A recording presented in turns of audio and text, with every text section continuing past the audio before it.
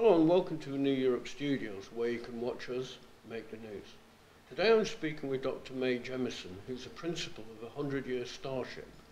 Now this is an incredible program that we've covered before, but if you're not up to it, perhaps Dr. Jemison, I can ask you, could you explain just for our viewers a little bit about the Starship program?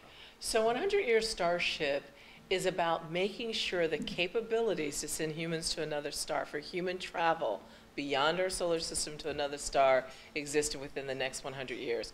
I think a better way of putting it to help people understand it is the idea, pathway to the stars, footprints on Earth. Because while the program has as its objectives these capabilities, it's really about how do we use these technologies to help life on Earth, to improve life on Earth here today, every step of the way. You know, very often people are talking about what students can't do and how do we think about a hopeful future. And they go back and say, you know, we need a moonshot or we need a Sputnik moment. Very often in space exploration, everybody is going back to, you know, the glory days of Apollo. But here's the thing. I did some quick calculations about age and all of that. Oh, wow, the moon landing was in 1969. Right? That means that you would have to be in your mid-50s at least to really appreciate the moon landing. Let's say you needed to be at least 6 or 7 years old to really appreciate the moon landing. Yeah. So, you know, 45 years ago, 46 years ago, you need to be 53, 54 years old to really appreciate it, to get it, right? So anyone younger than me. And to reflect in the glory, right? If you think about, people talk about the Sputnik moment, when Sputnik was launched in 1957. Wow, you need to be like 63, 64 to really get the Sputnik moment. That's not what motivates people anymore. If we think about it, the majority of people in the world were born after we landed on the moon. It was an everyday, you know, they've seen Mars when there are rovers on it. Right? Yeah. Things roving around on it. So we need to push for something further. That's the reason why we think something like 100-Year Starship, which says we can do more than that. That's the grand challenge that they need. Because these other things are not pushing them to imagine further and to imagine grander. Yes, we all want to go to Mars. I thought I would be on Mars when I was a little kid. We need that commitment and will, but that's not enough because we know how to get to Mars. We know where it lives. We've got its address, right? Yeah. But it's those other things where we push deeper and deeper into the space that we don't know that becomes really important. I think that's absolutely is vital. I mean, I'm 53, and I remember at school being dragged out for the school television to be brought out for all of us to watch the live broadcast of Man on the Moon, and it was a phenomenal moment. But then again, when I look at what the ESA did in landing the flares on the Rosetta, when I look at the method chosen to land the Curiosity on Mars, space and space exploration may not be have a human involvement that perhaps engineered a lot of the excitement, but it's more incredible than it's ever been. Well, we have, and we could be more. We can do more. It's the commitment that we need right now, and that investment in a better future that we need right now, and understanding again how it connects to us. Space is having a resurgence in many ways, and I think we need to go with it. We need those incremental things, but we need the commitment to say, we're going to build a moon base, or we're going to go to Mars. Yes, those things are part and parcel of getting to the stars.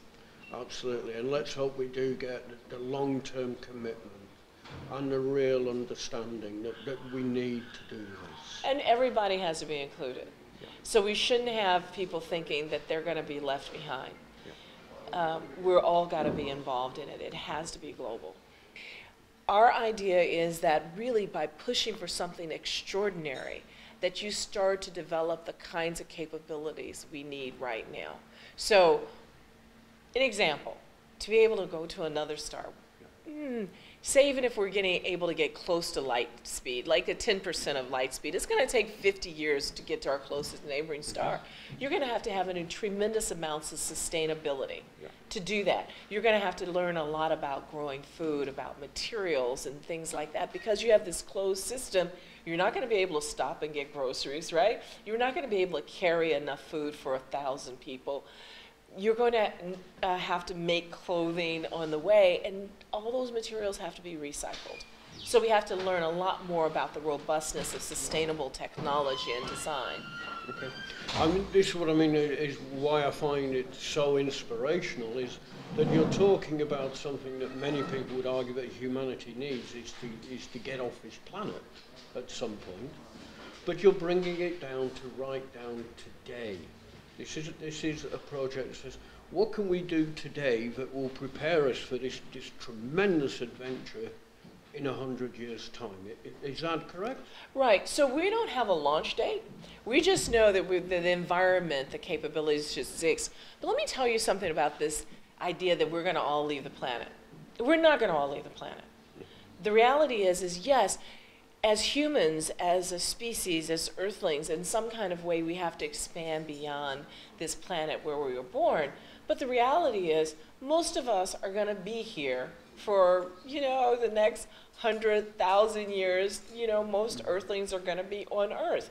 So how do we live here? What do we do to be able to maintain our lives in a very healthy fashion here? That's very much part and parcel of 100 Year Starship.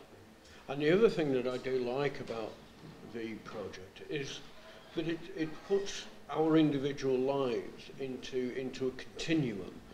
Science is, as I say, is made by people who stand on the shoulders of giants. So people who get involved in this project of yours now will be doing something that may well benefit people generations after we've passed on ourselves. So it gives this longer sense of us being part of a long history rather than our own life experience. I think that, when the idea was first evoked for thinking about a project that might last 100 years, just as at the beginning, it does require you to have that confidence, that connection to the future. But I would argue that science is not on the shoulders of quote-unquote giants. Science is built on the shoulders of everyone, and it's all those observational things that happen. When we think about space exploration right now, people often think that it started, back in 1957, and I will repeat this every time I get a chance. Space exploration started thousands of generations ago around the world, every society, when people noticed that those lights in the sky were actually moving. There were people who had the observational skills to say, about 10 years ago, that little speck of light was about this right over there, right? Yep. And as they started to plot the movement of the lights in the heaven, they started to look at the phases of the moon. We understand it, planting cycles and things like that. It helped us to develop our mathematics. Those are things that were important. We're standing on that. Crops, yep. Growing plants, agriculture. The world would not be possible, human society would not be possible if it hadn't been for the agricultural work that was done, right? Yeah. And those were observations that were made by common people over a period of time. All of these things, maybe one person sort of gathered these observations and came up with a theory or this idea, but we all contribute to it. And of course, you're taking a very, very open and inclusive approach to this project, this scientific exploration, this educational tool, there's many things that your project is. And I noticed that you've started in the real world now by opening a hub for your project in Brussels. You're going to be opening one in South Africa. Wait a minute, you're telling the whole story. Come on now. Okay, sorry, I'm just getting ahead of myself. There's some good stuff coming. That whole idea of inclusiveness, yeah. About global ambition, about how do we connect with one another. I'm really excited that we really just announced yesterday our first hub, international hub, here in Brussels. And it's called 100 Year Starship at EU, 100 YSS at EU. And we're partnering with an organization. ISC intelligence that does public policy work and helping to look at space and science and technology here in the European Union and around the world. And so we're excited to be able to build this base so that we can do collaborations and partnerships here in Europe with I say the top minds and the top hearts, right? Those people who are committed to looking at how do we to take advantage of all the technical possibilities today, all the innovation possibilities, all of the effort that we can do to go into building a better world. And in fact, one of the main pieces around European Union science policy is global collaboration and global innovation. How do we make the technologies that we have today work to enhance life on Earth for everyone? I know, as you were saying, is you are working globally and inclusively, because when you're looking for this, you're working with experienced partners, but you're not looking for the best and the brightest to join you on this journey. You're looking for absolutely anyone. Anyone can contribute to this project. Well, so we're looking for people who, first of all, there has to be a commitment, a heart in it, right? Because that's when we do our best work. That's when we surprise ourselves. So we're looking for a commitment. Here with the EU and the projects, yes, we're looking for the best and the brightest, but the best and the brightest, again, come with their hearts. And sometimes people don't think that they can make contributions. We're not talking about just the astrophysicists. We're talking about the teachers, the educators, the people who work in social sciences, as well as the people who work in biology and agriculture, because in order to do this, it requires all of them. At the mainstay of 100 Year Starship is the word transdisciplinary. Transdisciplinary, because solutions don't come just in one silo, right? Yeah. They don't come just in one discipline. To put on this program, what things do you need? Yeah, you need really great journalists, right? You need people who know how to work the cameras and the technology. There are lots of pieces that need to happen in order to make anything occur. And so what we want to do is to create an environment where we can come up with very important solutions to issues. Yeah. Right? Because the issues that Earth is facing are so enormous that they really will need all of us to contribute. And for example, Europe is trying to bring more women into science, as are a great many people others. And the problems are so big, we need 100% of the human race, not the 49% that's male. Well, let me just disabuse you of something. So women have been contributing all the time? Absolutely. Okay, so... I said we needed more. No, but when you were saying just not the 49% of the guys who've been doing stuff. One of the mainstays of 100 Year Starship is also to help people expand their knowledge of where the jobs are. We have 3 major areas that we want to work on, starting off with the European Union Hub.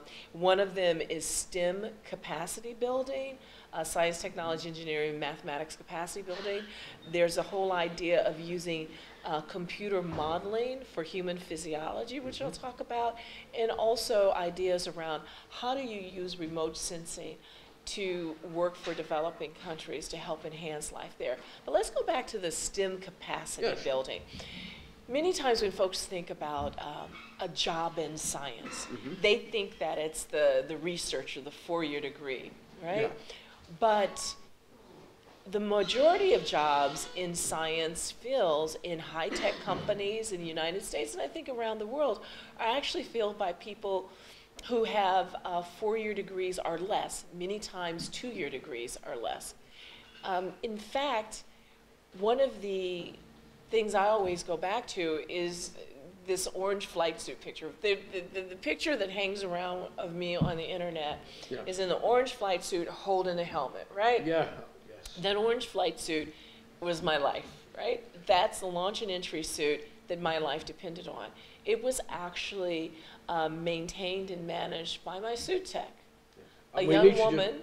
I need to just point out, for people who do not know, you served in NASA in the space shuttle program, carrying out experiments in space, and this is the uniform you're talking about. That's a uniform. So my background is, really quickly, I'm a chemical engineer by training. I also majored in African studies, and I'm an MD, medical doctor. And I worked in the astronaut program. And I worked in developing countries in Sierra Leone and Liberia for 2.5 years. So my background is sort of varied, which is probably the reason why I appreciate different people's skill sets so much. But going back to that orange flight suit and the uniform, yes. My life depended on someone who was the first person in her family to graduate from high school. She ended up becoming the person who was responsible for all the suit techs and all of that at NASA. So a young woman, a young black woman, who dressed SR-71 pilots, did not have a college degree, but had to have science and math skills. My life depended on it. Very frequently, we forget that the skilled laborers who put together the equipment, the people who work on the airlines and stuff, they don't have 4-year degrees. You don't have aerospace engineers who are repairing the planes when they're landing. You have airline technicians and mechanics who are working on that. And that's what we need to understand, that there is a role for everyone in this. And we need to actually have science literacy. We need to have science capacity, science, technology, engineering, mathematics capacity across the board. And of course, what's important to Europe and elsewhere right now is by saying we need all of these people of all sorts of backgrounds, all sorts of educational qualities or fewer. All of these are what we would call jobs.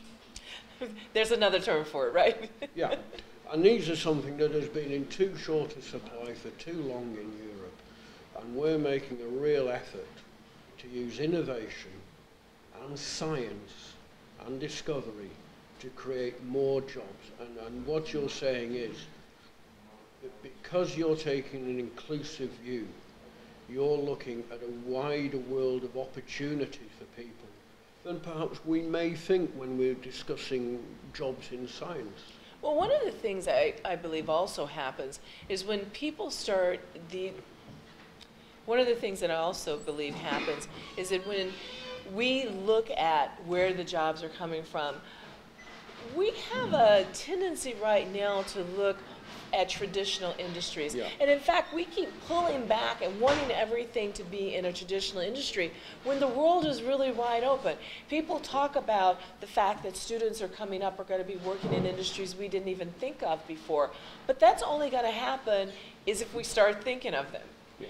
I go back to how in the United States, we talk about fracking and other things, and other countries are doing that, where we say we can create more fossil fuels, but that's not where we need to go. If we create more fossil fuels, we may extend fossil fuel supply by 25 years, maybe 50 years, not if we include all of the world in the energy balance, but we're still polluting the planet. We're still doing problems with global warming or climate change, however you want to call it. We're still pumping CO2 in the atmosphere. So really, we need to start saying, how do we create these new industries to look forward? How do we look at different kinds of ways of producing energy? That's what 100-Year Starship really comes in, is because we know fossil fuel's not going to get us to the stars. Even chemical energy is not going to get us to the stars. We're going to have to do things like nuclear, so fission, fusion, antimatter. And if we just go to a small way of doing that, all of a sudden we have changed energy on Earth. One of the projects that we've done over the past year is work with an Orange Coast Community College in Southern California to start to envision a center for advanced aerospace manufacturing. So when people think of aerospace manufacturing in community colleges, less than 2-year colleges, they usually think of things like the airplane technicians, creating the fuselage, building that.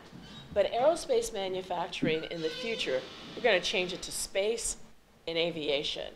Space manufacturing, microgravity, right? Mm-hmm. Being in location in space, you can create incredible kinds of materials in terms of semiconductor materials, in terms of different kinds of ways of separating products that may become drugs, crystals and things. Yeah. That work, when it happens, so right now on the space station, people are working on, very interesting research and applications. But when it ends up becoming an industry, that work is going to be done by people with skilled labor. One of the things that's been in the news is people talking about asteroid mining, right? Absolutely, yes. And of course the European Space Agency have just made their own steps into that, which is... People talk about doing it. Whenever if we mine asteroids, that work is going to be done by skilled labor. It's not going to be done by PhD researchers, right? So it's just really a mindset about how do we do things differently now? How do we create these new industries? When we talk about sustainability, recycling of materials, those are new industries. Those aren't things that are going to harken back to the old. So these traditional industries can evolve into these. It's not even something that's going to say you no longer have a role or a place. It's just about evolution. Yeah. And also, I mean, if I really understand this, is what you're saying is with your inclusive approach and the way that business and science and all this is going now, the more stratified level where you were defined in your life choices were sort of defined by what your educational level was. But you appear to be saying that you're not interested in the stratification as much as to what the person can bring. So there are more opportunities for more people just because of a different approach. Well, I would say that there's some combination thereof. There is still, I won't call it stratification. I would say you still, there's a need for lots of different kinds of skill sets. You're still going to have the need for those PhD equivalent deep subject matter expertise researchers, right? Yes. That's still there. At 100 Year Starship, we have folks who are looking at things like the gravity lens of the sun. The idea of using a gravity lens of the sun is really important to be able to see further back into the universe. So this researcher, Claudio Marconi, he notes again, and his work is around the fact that light bends around the sun because it's such a heavy mass. It's such a mass that Einstein's theory of relativity says that, it's actually bending, light bends around, these masses. Out at a distance, about 550 astronautical units, you come to a focal point. And just like any optical lens at that focal point, you get a magnification of what was on the other side. So on the other side of the sun, we would be able to see much clearer. We don't have the technology to do that yet, but yes, that's some of the research that we would be looking forward to. And we also come all the way back down to something that we were talking about earlier, which is the idea of using computer modeling of human physiology so that we can learn more about how to use drugs, how to evaluate whether some compound might actually work to do something, or how we might do therapeutics, or even understand the optimization of the human body. That's computer modeling. It becomes really necessary if you talk about going on a long trip because you can't take up every medication. You really have to know a lot more about human physiology. But we can start to model that now. And we could use that here on Earth as well. Yeah. So, I mean, this comes back to the central point of what you're trying to achieve, is to ask us to dream, to think very far ahead and still be practical and to work on stuff that's working today. We're asking the people that I work with, the folks who are doing 100 Year Starship, it's about not just dreaming, but imagining and having the confidence that there can be a better future.